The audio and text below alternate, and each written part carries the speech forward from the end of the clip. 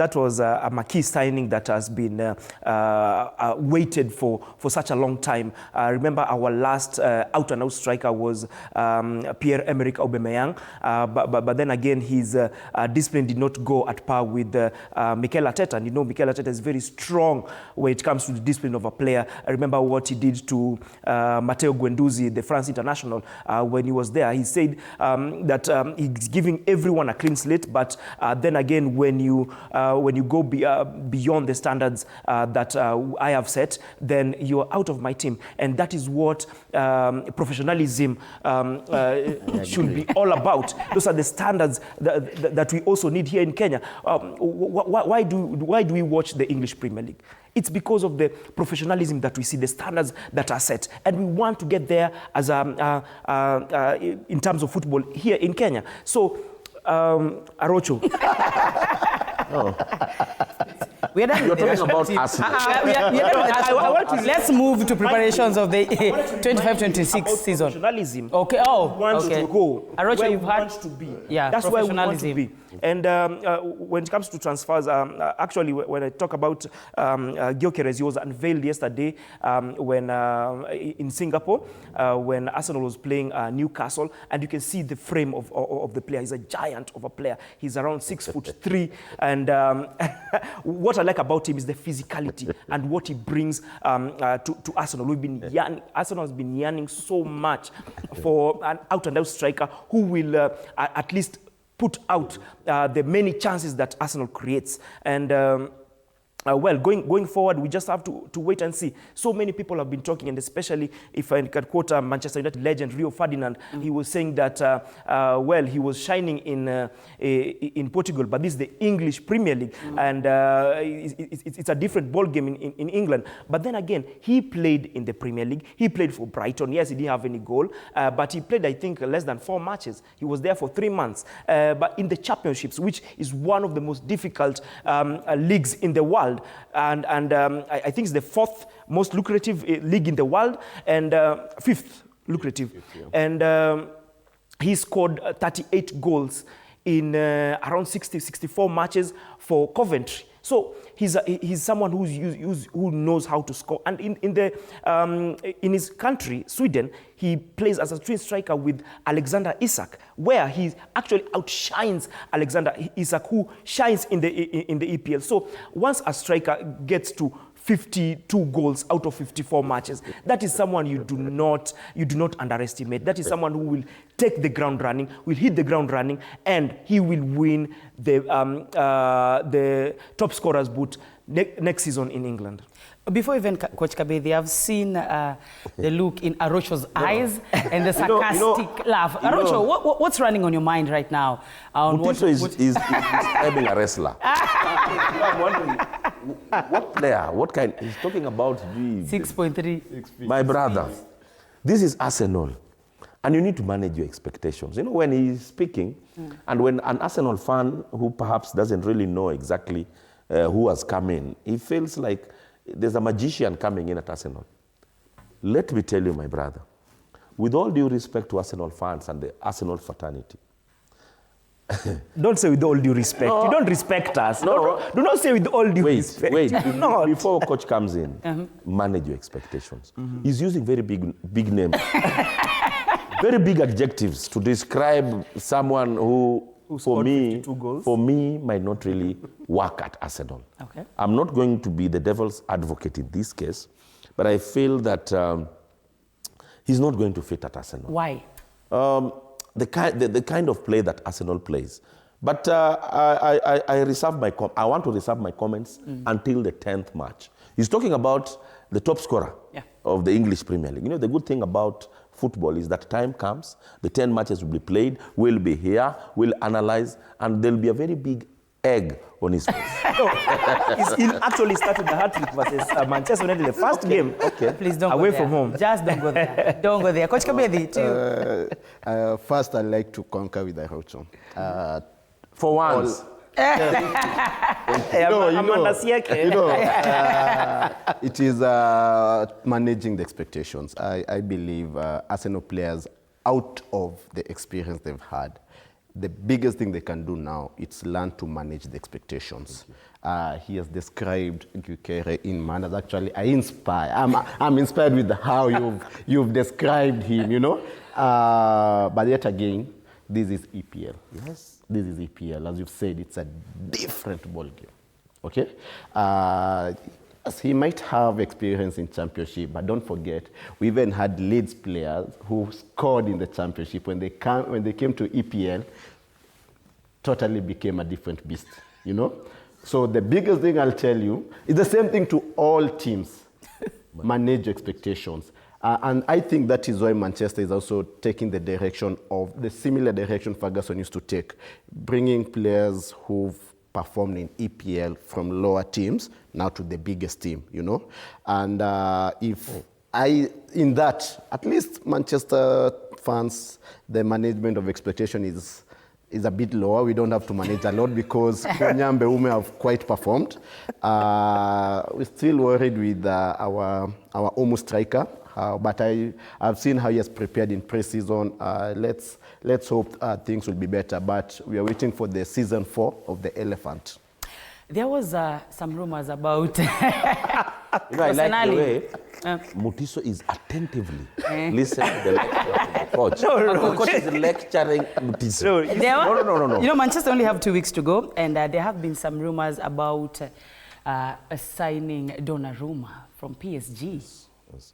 Well, I think Donnarumma will be quite instrumental. I saw Man City also put some bid. Yes. But I think we messed. Manchester United messed when they let go David De Gea. Yes, De Gea was an expensive player in the team, but there came a time that he was ready to compromise, get a pay cut and stay at United. Manchester United's main undoing has been the goalkeeping department. You know, scorers will win you matches. Yeah. Defenders will make sure that you're still in contention, but goalkeepers will win you trophies. True. And that's where the team went wrong.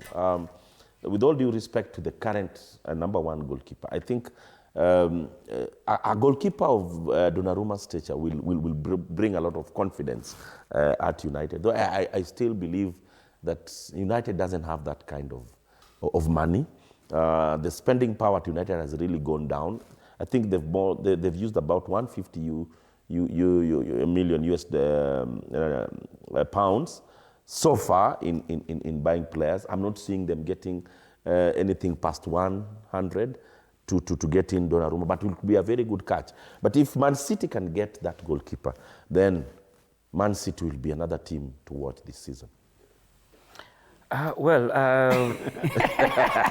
For Manchester United, I believe where they're getting it wrong is they're strengthening their attack, and their main Achilles heel has been the defense. And even if they sign Donnarumma, even if they sign Patrick Matasi, they will still continue conceding many goals because they will be exposed by that defense. The defense is porous, the midfield is porous, but the attack is good. And I can compare it akin to the Mohican style of play. Serious at the front, but party at the back. And that is what will be the norm at Manchester next season. When you finish 15th in the league and you concede the most number of goals ever since Manchester United conception. The last time Manchester United were relegated in the 1960s, if I'm not wrong. And you start working on your defense, from the goalkeeping department to the defense, to the defensive midfield. And that is what Mikel Arteta did. And what Ruben Amorim needs to do is to at least pluck a paper from the playbook for Mikel Arteta. Start with the defense first. Start with the defense first. Okay. The core of the team, make it strong. And then after that, the missing piece of the puzzle is the attacking. And that is what we got with Viktor Gyökeres.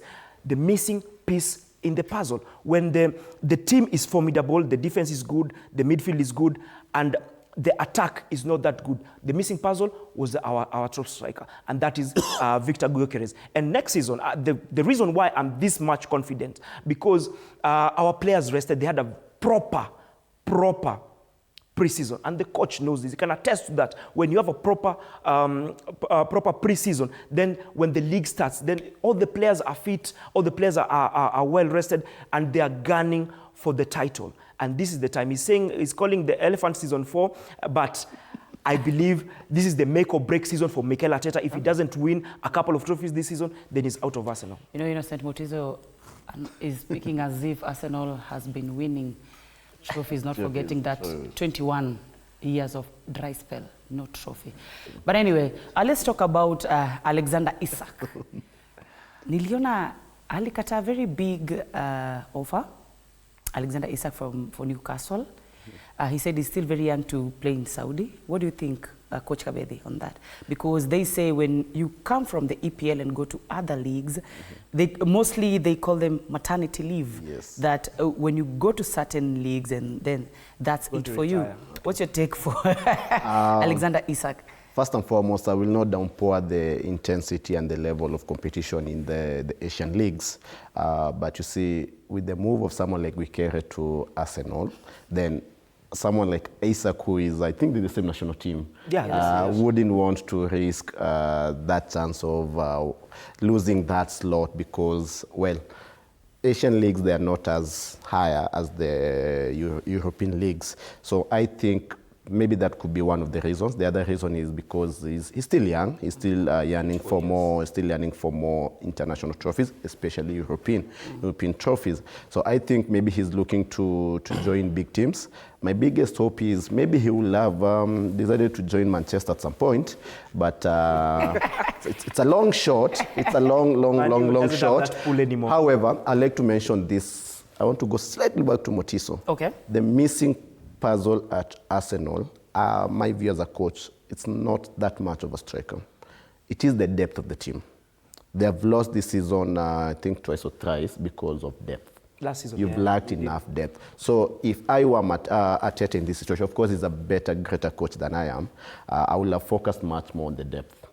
You know, because if this is the player you're waiting for, Gyökeres, okay, God forbid, he gets an injury, then what happens?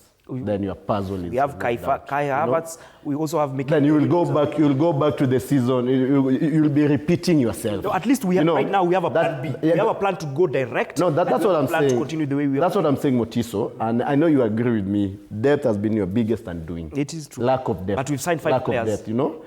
Yes, we've signed 5 players. Quality players. But then you should check. If I were Arteta this season, I will have focused more on the depth, whereby I focus with plan B than A. Because you've been playing good football. That I will not take away from Arsenal. You've been playing good football. You guys have been scoring goals. But when do the droughts start coming? Noni Madueke has brought depth in the team. Christian Mosquera has brought depth in the team. Christian Nogard has brought depth in the team. So we now, right now continue the depth up to the number 9. Negotiations are ongoing for Eberiche Eze to come to Arsenal. So they will be depth. They will be depth. Though Yote Tisa Yakumi, my brother, manage. Now, gentlemen, we had the Women Euro Finals happening, and the Lionesses, England,